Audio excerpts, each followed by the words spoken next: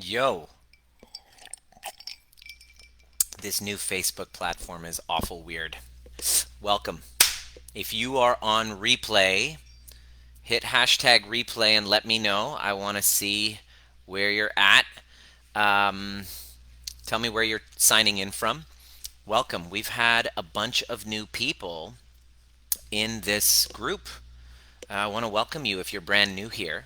Um, Likely you have heard about this through a friend or just happened to jump in. This group, really, just to start off, I wanted to say this group is really all about making sure, excuse me, that you are finding resilience in these times of change, that you increase your capacity to be able to handle the new world that we're kind of merging into. In case you haven't noticed, lots changed in the last 6 months. I don't, if you told me in New Year's, whoa, what it would be like, holy shit. Um, if you've just jumped in, my name's Dr. Nima Rahmany. I've been a chiropractor for the last 19 years, and I've discovered that stress is the underlying root cause of everybody's challenges who was coming to see me. And so I just gave myself permission to go upstream and teach people how to change their thoughts, feelings, perceptions, and to take whatever's been as an obstacle and turn it into fuel. And as a direct result of doing this, your relationships start to change, your health starts to change, and your health is a very big concern for me because we're going to talk about what's happening out there. You're seeing a lot of fighting going on, like with the whole, never mind the coronavirus and kind of implementing into that, now racism is becoming such a hot topic. I've even kind of stopped putting out content over the last week because I've just been kind of going inside instead of coming out because I thought I should, because there's a part of me that feels responsible. Oh, there's a 7 p.m. Everybody's cheering on the support workers right now, so everybody's kind of being loud right now. But what I wanted to share in this transmission is if you're fighting something right now, a lot of people are in tension. Their nervous systems as a collective whole, because of the coronavirus, have gone into hyper alert. So many people on this planet are in sympathetic fight or flight or in dorsal vagal shutdown. So it's like a different part of the nervous system activated, and this is basically because we don't feel safe in our bodies, and for good reason. I mean, it's so weird. Like yesterday, I went biking around the seawall with my wife. She was a few meters behind me. She was maybe 15 meters behind me, and I rode a bike across. I'm riding my bike and I sneezed. Sneezing will happen. I did a sneeze, or I think it was a cough, like that. And as I drove by, there was a couple of young women on bikes just kind of like off. And it was well within 6 feet. It was well within, like, I would say, it was well within 10 meters. Okay, it was about well within 20 meters, 30 meters. It was quite a far distance, but I kept going by, and my wife heard them say, "Who the fuck does that guy think he is, coughing all over me?" Number one, he's that fucking asshole. I'm gonna. Well, she said something about my race. I think they were kind of brown too, but she made a comment about my race, some brown guy. Right? This is what my wife heard. I didn't hear it. I had to hear this from my wife. This brown guy, whatever. And then she turned around and goes, "I'm gonna go fucking push him off his bike." So from a cough, it turned into like this aggressive attack against me. And I had to think to myself, she told me this. She says, "You should have heard what they were saying about you." And I was like, just thinking to myself, it's pretty hardcore how how much people are like on edge right now. And when you're activated and you're in sympathetic, what happens is it becomes an us versus them mentality. We forget that we're all on this planet Earth together. Total forgetting.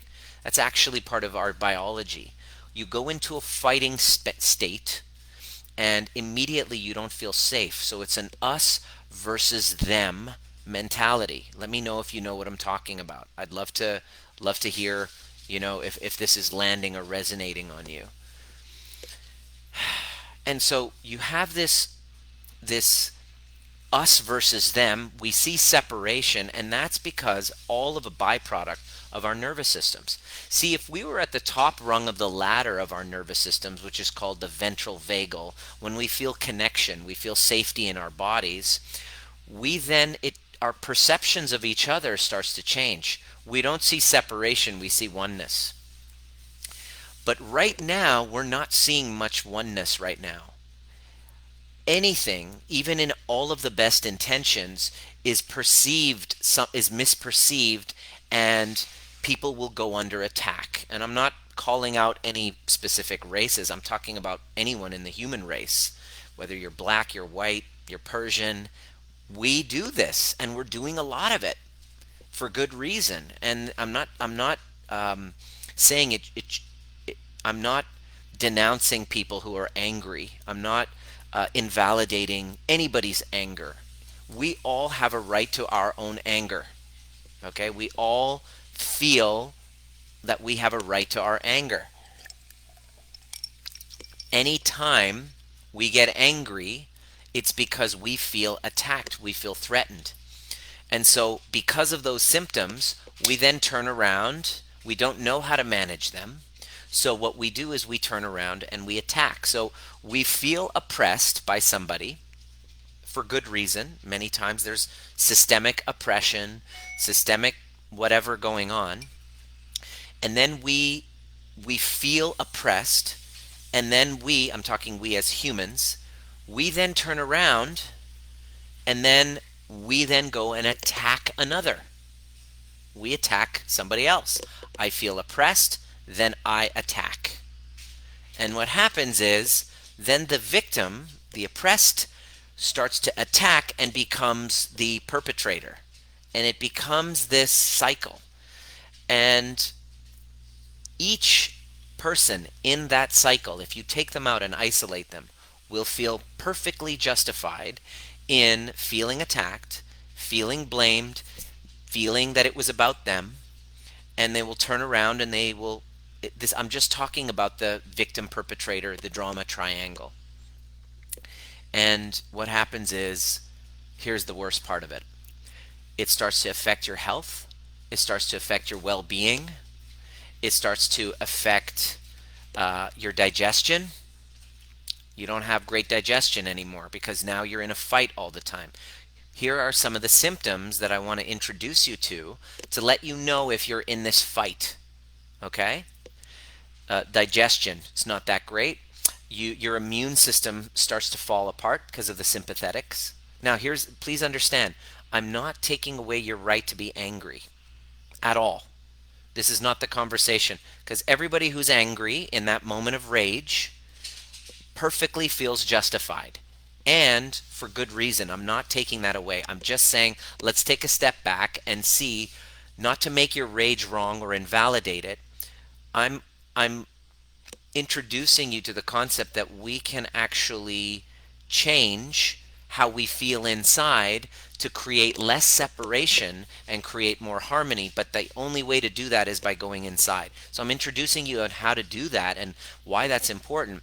But I want to first point out some symptoms that you might be noticing to let you know that you're in a fight. And I want to give you some options here, so that because I'm my only interest is healing. Under the context of healing, outside of the context of healing, we have oppression, we have fighting, we have justice, we have all of this stuff. Okay, great, outside. Within the context of healing, if you'll permit me, because that's what this whole community is about, is to create a context for healing.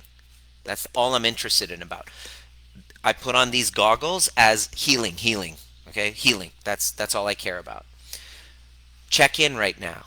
And I'd like for you to write in the comment section as well, like your experience of it. How are you digesting your food? Is it solid? Is it irritable bowel? Is it, you know, like diarrhea or constipation or irregularity? What's that like? Okay, take a little inventory. Number two, your immune system. Do you have autoimmune stuff? Have they been flaring up? There's a good when the autoimmune system is flaring up, that's a good indicator that you're in a fight. Are your immune systems low? Are you getting sick quite a bit? Chances are you're going through a fight, whether it's external or it's internal. I, from my observation, you can't have an external fight without an internal one first. That's where it begins. How are you sleeping? This is the next one. Are you sleeping solidly? Are you getting? I remember when I was going through an internal and an external war 2 years ago with my ex, I would go weeks without sleeping. And I just remember thinking to myself, my God, like I will do anything to be able to wake up and not be in this constant state of hypervigilance and alarm. Let me know if you can resonate or relate to that. Um, how's your hormone balances? Are your periods regular? Are they becoming irregular? Are you having men? Are you having like low sex drive? I just want you to get this. Your sex hormones compete with your stress hormones. So when you're being chased by a tiger, you're not, you know, you're not really horny when you're being chased by a tiger. Well, maybe if it's a cougar, that's a different story. But if it's a tiger, no. That's my little joke. I'm just trying to be playful. Um, energy. What's your energy? When you wake up, do you feel sluggish? Okay, great. When you feel sluggish, just know that your nervous system is under attack, a perceived attack. Okay? Checking in, are you able to push forward in your life, your career, your relationships? Or are you constantly stopped by endless resistance and self sabotage? That's an indication of an internal fight that's going on, which will then create an external one. And if one that's happening internally and you're not okay with it, when I have an internal battle going on, an internal fight that's happening that I'm not okay with some part of myself, what'll happen is I'll start to get into fights externally. I'll start to get into conflict externally. And so I thank God I've been able to learn how to really self-assess and to see conflict as just external conflict as a big mirror for what's going on inside. And I have the tools to be able to transform it. It's really my goal. And do you have an ability, next one, do you have an ability to connect with the world and see beauty in it, and not constantly feel like everything's going to be taken away? I can remember that, this hyper vigilance. What if everything's going to be taken away? If you have any of those symptoms, or those symptoms have been predominating in your life, then I'm inviting you to look that those symptoms that there is that it's not an external fight that you're going through. There's one that's happening internally that you are responsible for. That can't be quelled by the externals fixing it for you.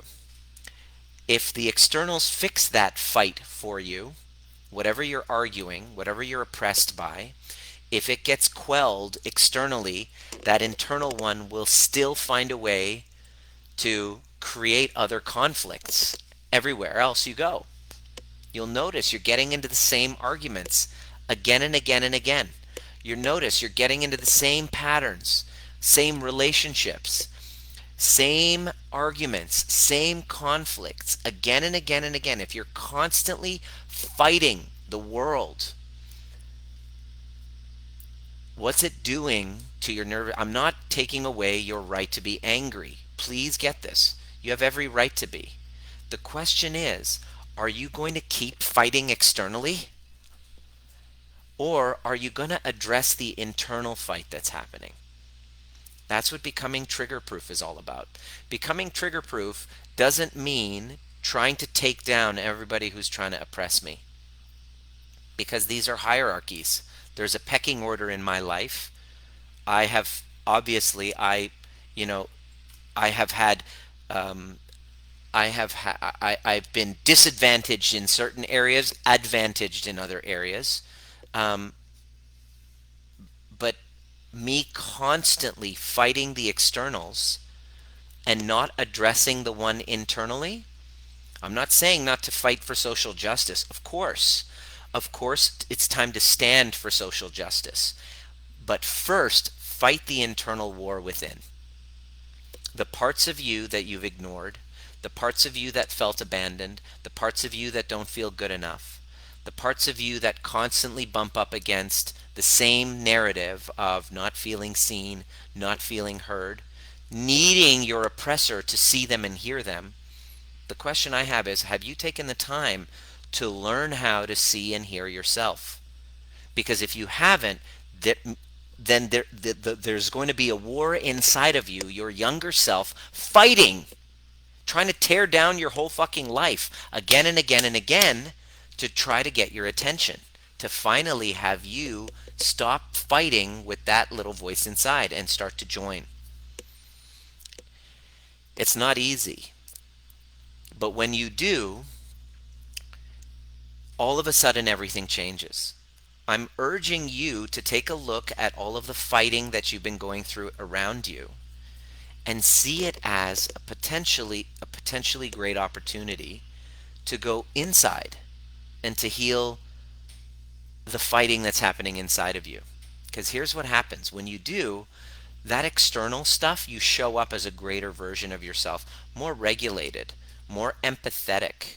You're able to rationally have a conversation rather than be shouting and screaming and arguing, and that doesn't answer anything. um, one of the members of this community, Deanie, actually, there was I talked about, I did a post earlier addressing the conversation of black on black crime, black on black murder, and it totally got misrepresented, and I didn't even know it was one of my blind spots. One of the big arguments against the Black Lives Matter is when people say, even black people say, hey, what about Black Lives Matter? Why doesn't Black Lives matter to black people? Because black people are murdering black people. What about them? Why don't you talk about that? And I've noticed that that conversation of addressing black people murdering black people is a distraction for the conversation about, Black Lives Matter. It's kind of like saying all lives matter. Saying, wait, all lives matter distracts us from the Black Lives Matter movement, and so does the conversation of what about black on black crime. So I did a post about that. You can read it. It's in this book. It's in this group, and people were, and I showed the rationale for it. I said it's a systemic issue that goes all the way, childhood, beyond childhood, where they did the doll test, and you can see it. It's heartbreaking experiments where they take little children and they have a black doll and a white doll. Which one's the pretty one? Which one's the good one? Which one's the bad one? Which one's the ugly one? And the majority of the time, the bad one and the ugly one were the black one, and the pretty one and the good one was the white one. And even black children were saying this. I did that as a demonstration to show the effects of this intergenerational systemic racism. And this one woman, she's a black woman, saw black on black crime and completely just lost her shit on me, saying, "You're a racist, you're this." And I was like, whoa, I didn't understand. Like, I was actually, in my opinion, my perception, I was actually supporting what she was saying. She got triggered by the term black on black crime, and so I had to contact a couple of black friends of mine and go, look, could you just look at what I just wrote? Maybe I have a blind spot here. I don't see it. Aren't we saying the same thing? And my black friend went through it, and he said, yeah, when you speak on their behalf, speak on our behalf without an invitation. I know you, Nima. I know your intentions are really good, and you've been working hard to promote, you know, equality and empathy and all of that stuff. But it's wiser if you change the language, because it's not like the black on black crime is a white concept. It's a systemic concept. And it, it's true, that was my point. But um, to bring it up in a way where it's kind of like speaking about people rather than that was my total blind spot. I was trying to help, and in my blind spot, it's wiser for me to be more inclusive and to invite black people into the conversation and to actually maybe interview my friend who's really outspoken about this stuff, rather than speaking for black people. And that was my blind spot. And it was like, oh yeah, and I believe Deanie, she saw that as well and pointed it out, and I was like, oh, thank you. Please, I even said I'm very open to changing my views. I am open to changing my views. My views are not set in stone. My views are plastic, like my brain is. I'm learning new things all the time, and I took a risk by putting it out there, and I got shat on by somebody who was really upset, who's now blocked me. She's not gonna. I'm trying to reach out an olive branch to her because that's how I roll. She's not having any of it. She's really upset at me, and I was like really taken aback. That's part of the reason why I haven't been doing my transmissions, because I'm doing a little bit more listening now than speaking, and that was a really good lesson for me. But it just goes to show how I felt I felt attacked. And when she was attacking me, all I wanted to do was defend myself. My ego, when you are having a fight, an us versus them, and you attack somebody, even who has wronged you, and I fully apologize for what I said, and the manner in which I said it. It was totally taken out of context. I own up to it, and I'm going to do better. And I'm learning and I'm growing. And the way Deanie shared that with me was I was able to learn, and I was able to it was able to land for me. And my friend Joel, he did the same thing, and I was like, please help me understand, where did I go wrong here?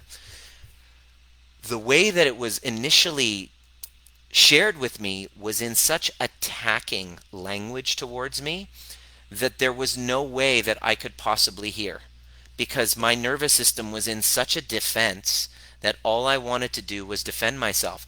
There's no empathy. I couldn't have empathy if I felt so much threat. And so the take home message is that if you want your message to land on people, you're you're wiser to deliver it with empathy. Now, I know that's not easy, especially to empathize with somebody who you've perceived as attacking you is probably the most difficult thing ever, which is the challenge of relationships, isn't it? When somebody has contempt for you, probably the most difficult skill, and this is what I'm working on, and I'm working on this in my marriage right now. This is what I want to become better at, and I'm committed to becoming even better with Diana with this, is when somebody's angry and upset with you and holds contempt for you, when the contempt is directed at you, to still be able to hold space for that person even when their contempt is directed at you. That to me is the ultimate badassery.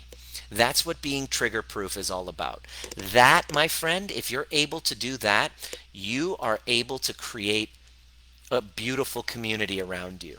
You're able to create healthy relationships. To be able to stand there when somebody has contempt for you and to be able to own it fully, take it in, right? And hold space for them and not abandon yourself. In order to do that, it takes some deep inner work. It takes some work to decondition that natural response we have to abandon ourselves as soon as we're triggered. As soon as you get angry and upset with me, and you start yelling at me and calling me a racist, which is what this woman did, she literally called me a racist.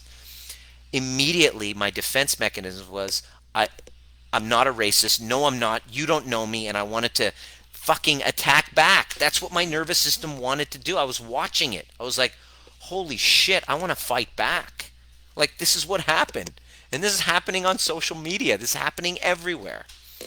I had to take a minute. I was like, whoa. For me to have it, it's the hardest thing to do.